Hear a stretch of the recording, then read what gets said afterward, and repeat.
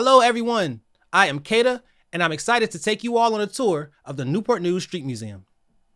Throughout this video, we'll speak with artists about their mural making process and dig into the origins of this project. But first, let's tackle what may be the biggest question of all. What is the Newport News Street Museum? And who better to answer that than Asa Jackson, the Executive Director of the Can Foundation. Asa, could you answer that question for us?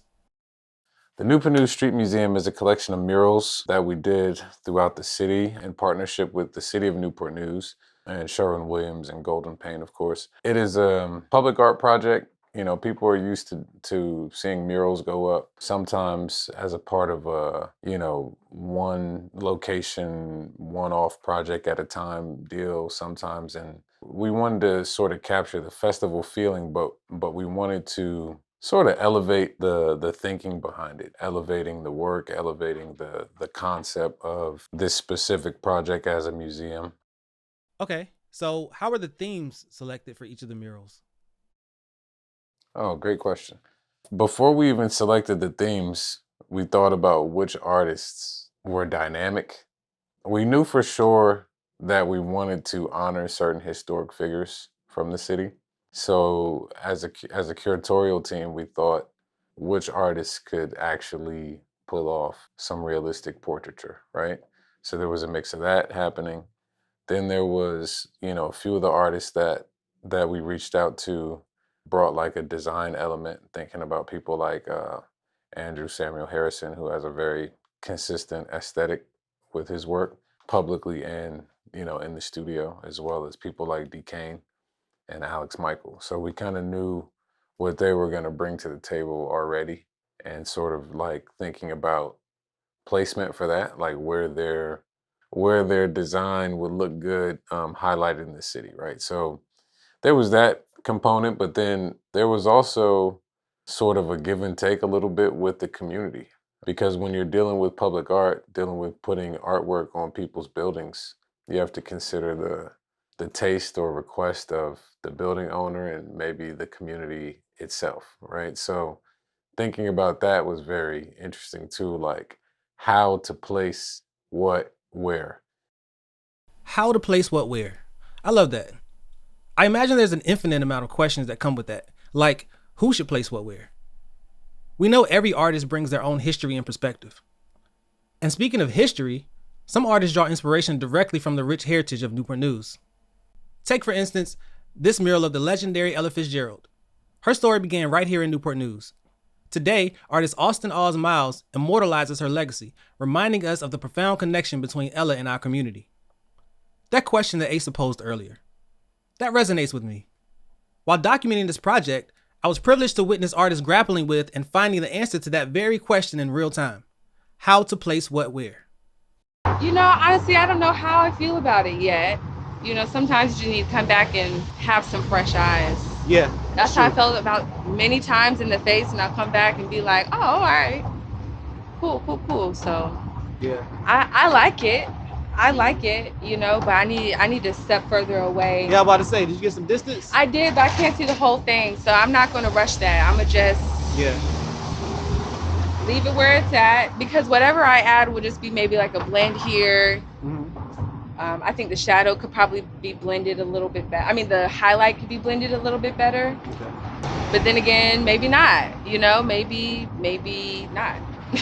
I realized when I was working on the face, I was taking my time on every section instead of trying to work the whole face at one time. Yeah. And so I realized I was trying to work this arm and hand all at once, and it wasn't moving forward. So when I slowed down and tried to work section by section, it started to come together. So I like it. I like where it's going. Much like Austin found her stride by slowing down and tackling her mural section by section, each artist discovers their own way to navigate challenges. But sometimes the challenges aren't just about the approach. The heat is another adversary. It's something I hadn't truly appreciated until spending time with the artists at their walls. Next up is Alex Michaels, who, aside from battling the intense temperatures, faced a bit of a unique challenge with his wall's texture. The sponge is pretty compact, so it's allowing me to really press into these to the impurities of the wall, right? If I were to use a brush, it would have been trying to direct itself in different ways. So this has really been effective for me.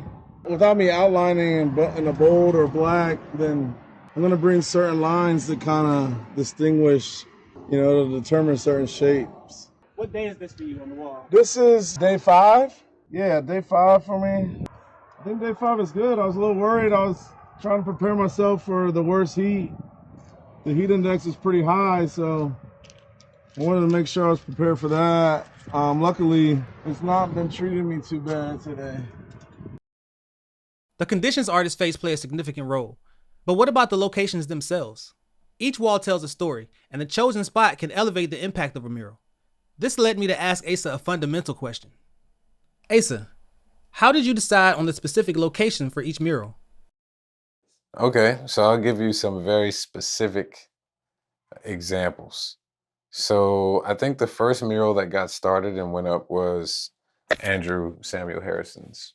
And his mural went up on the parking garage of the Justice Building in downtown Newport News, which is across the street from both the courthouse, I think the federal and city court, as well as City Hall, as well as the jail, Newport News Jail, and also juvenile correctional facility. So from standing at the Justice Building, you can see, or you're within a 50-foot walk of all those buildings that I just said, right? As well as the post office and some other locations, and the shipyard is there. So there's all this serious business happening there, right?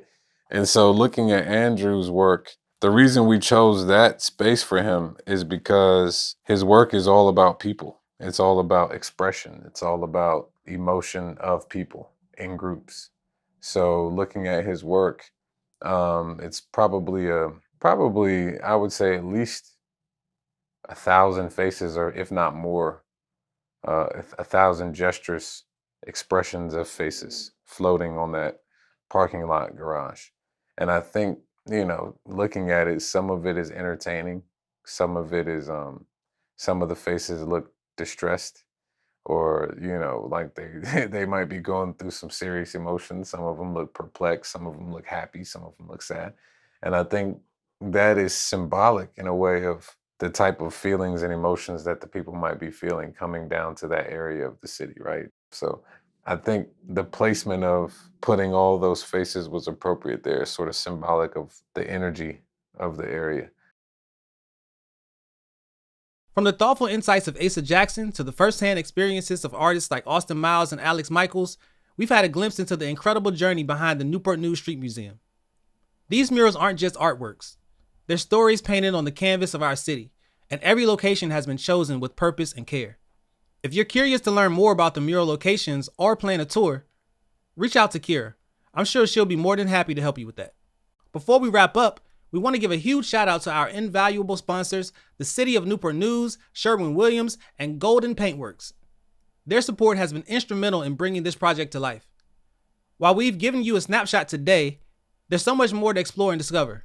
There's so much more to the Newport News Street Museum, and we'll be diving deeper in our upcoming full documentary. Until then, enjoy the art around your city and the stories they bring to life.